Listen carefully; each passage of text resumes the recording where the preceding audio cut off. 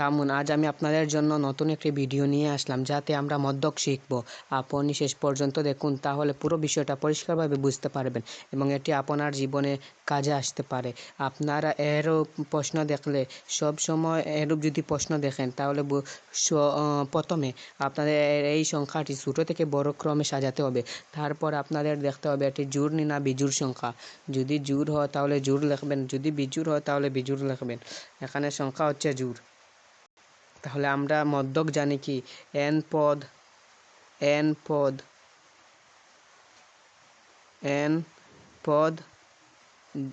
8 যা জোড়।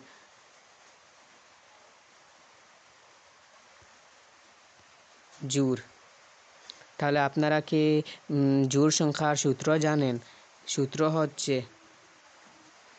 n/2 তম পদ, n/2 তম পদ বাদে হচ্ছে প্লাস n/2 এটা ব্র্যাকেট দিয়ে আটকে দেবেন। তারপরে লিখবেন এখানে n/2 বাদে +1। এখানে লেখা হচ্ছে না, সুন্দরভাবে লিখে নেবেন আপনারা যাতে সুন্দর হয়। n/2 বাদে কি +1 তাই না? তাহলে লিখবেন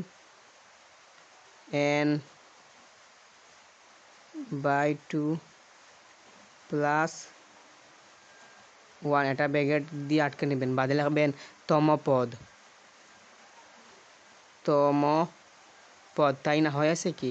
আমি আপনাদের সুবিধার্থের জন্য উপরে কেটে নিচ্ছি যাতে সব কিছু সুবিধা হয়। তাহলে এখানে n কি রয়েছে? n তো আমরা জানি কি 8 রয়েছে তাই না? তাহলে লিখবেন 8/2 পদ এখান দেবেন ভাগ 2 পদ বাদে কি প্লাস n কত রয়েছে আপনারা কি জানেন? n কত রয়েছে? 8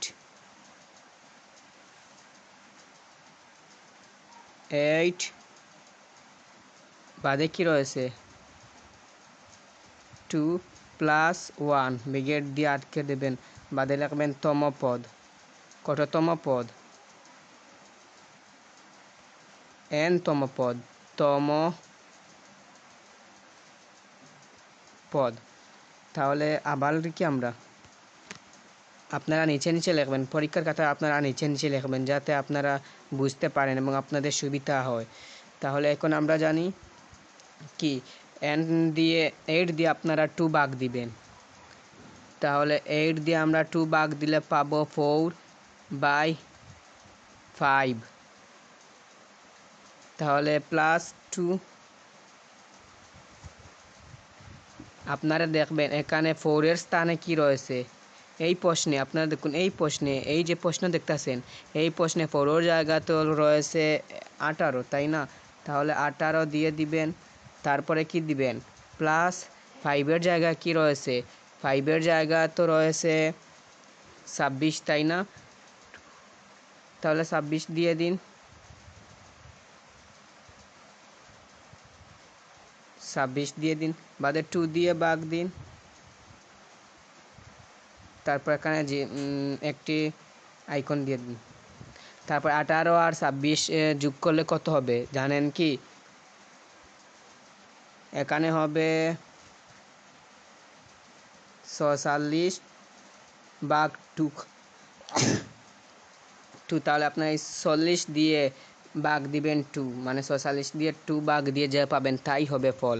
তাহলে আপনারা এই ভিডিও থেকে কী শিখতে পেলেন তা কমেন্টে লিখবেন এবং এমন শিক্ষামূলক ভিডিও পেতে ফলো করবেন। আল্লাহ হাফিজ।